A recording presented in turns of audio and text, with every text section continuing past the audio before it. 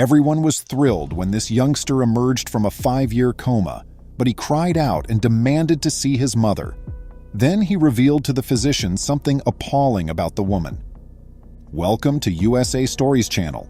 Do not forget to subscribe and activate the bell button to receive all new updates. Now let's go to the story. Tina and Gary were a lovely and devoted couple. Their household was calm and content, but when their son Dave became ill out of the blue, their life turned into a horrible nightmare.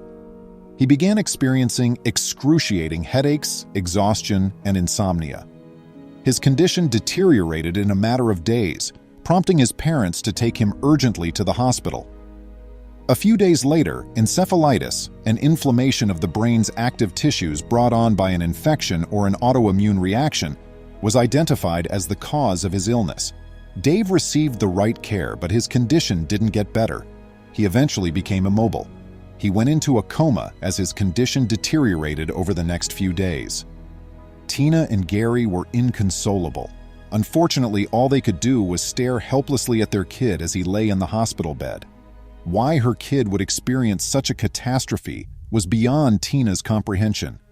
He was well and active, for crying out loud, and then all of a sudden he was in a coma. She felt the physical and emotional effects of everything. She began to lose weight and became disinterested in things that she had formerly found enjoyable. Gary, though, was a tough cookie. In an attempt to discover a cure for his son's illness, he had appointments with several physicians and experts. Unfortunately, all of his efforts were in vain.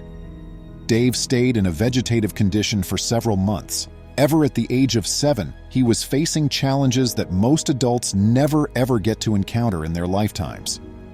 The couple was hopeful for a recovery until the doctor brought them into his office one day and informed them that Dave would live out his whole life in a coma.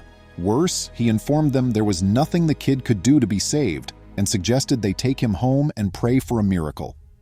Have you ever been powerless before? That horrifying feeling when you are dying yet are unable to defend or save yourself or a loved one? When Dave's parents heard the doctor's comments, they felt precisely like this. They had no choice but to take him home and take care of him, and let me tell you, it was a painful and grueling experience. Dave was 12 years old 5 years later, meaning he had lived 5 years of his life in that terrible situation. Did he have any hope left? Everyone was unsure. In spite of everything, Gary continued to care for his son and remained optimistic. He would sing to him every morning and give him tender hair strokes while crying. "Son, I need you to fight if you can hear me. You are needed by your parents, baby. Please don't give up. We adore you a great deal." Sadly, Tina lost her resilience and became into a shell of the person she used to be. She lost her job since she wasn't producing enough work. She started crying all the time, and she started acting aggressively toward Gary in particular. She let him feel all of her hurt and annoyance. Gary became mad with her one night. "You must take control of your own life. I married a different lady than you. When was the last time we enjoyed ourselves thoroughly? When did we last share a meal together? You've changed," he cried out. "Yes, I've evolved.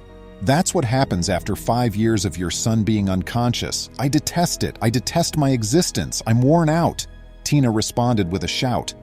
The pair used to be a happy and loving one. Although they could understand one another, they had been at constant odds since Dave's health began to deteriorate. There were occasions when they went to bed without speaking to one another. Tina eventually developed a grudge against her son. She believed that their family's previous joy and happiness was being taken away by his sickness. Why is he not simply waking up? Isn't he aware of how uncomfortable waiting is? She would ask her husband. Tina sat on her bed one day thinking back. She recalled the times when they had all eaten meals together, gone on trips, and strolled hand in hand. She recalled the happy tears and laughing.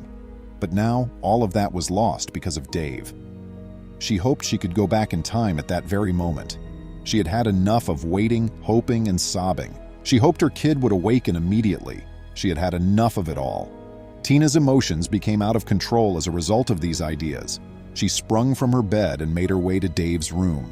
With a disdainful gaze, she spoke horrible words to her beloved son while shedding tears.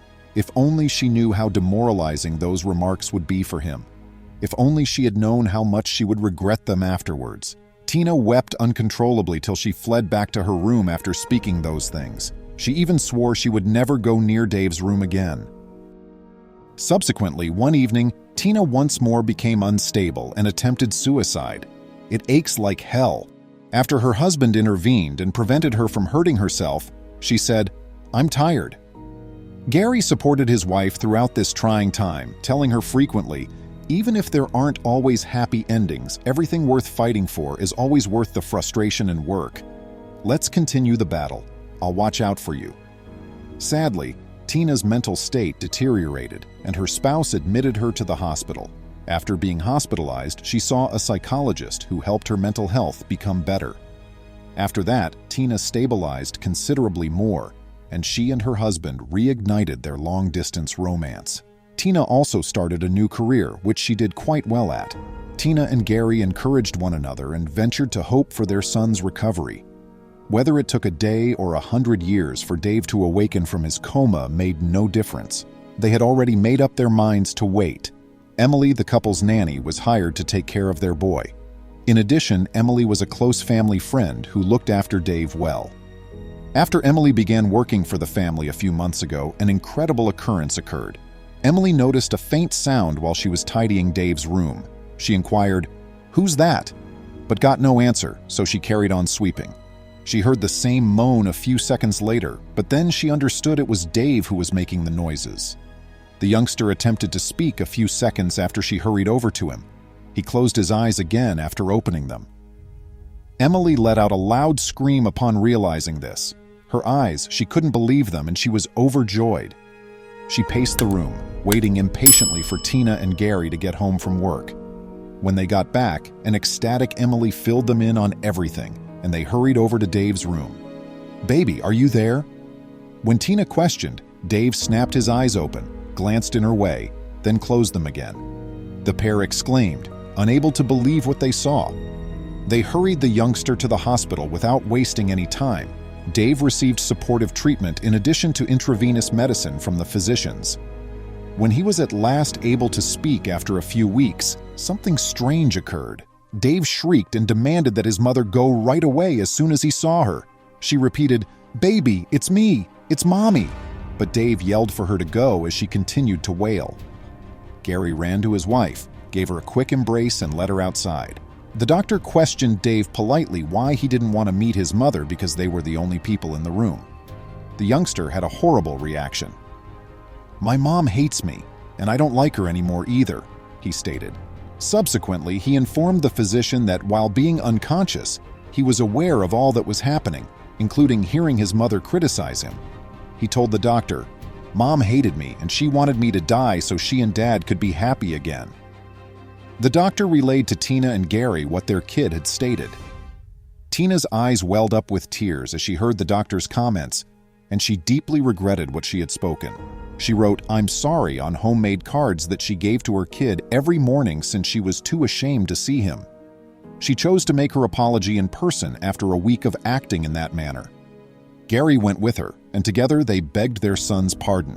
Gary clarified that Tina was really going through a lot at the time and that she had no intention of saying any of those things. With tears in his eyes, Dave leaned in closer to his mother and murmured, "Mommy, I forgive you." He then expressed his gratitude to his parents for their assistance throughout the last several years. Dave was released from the hospital 1 month later. He was put in a wheelchair since he was still unable to walk, but his physicians gave him the assurance that he would soon be able to stand again. Dave received all the assistance he required from his folks. They were a happy family once more. They made an effort to reclaim all that time had taken from them over the course of the following few months. I'm happy that this family overcame difficulties, regrets, and betrayals, and emerged stronger. How do you feel about this narrative? Please share your opinions with me in the space. Please remember to subscribe to our channel, give us a thumbs up, and turn on the notification bell so you won't miss any of our videos. If you enjoyed the tale, the next video that plays on your screen will probably move you too.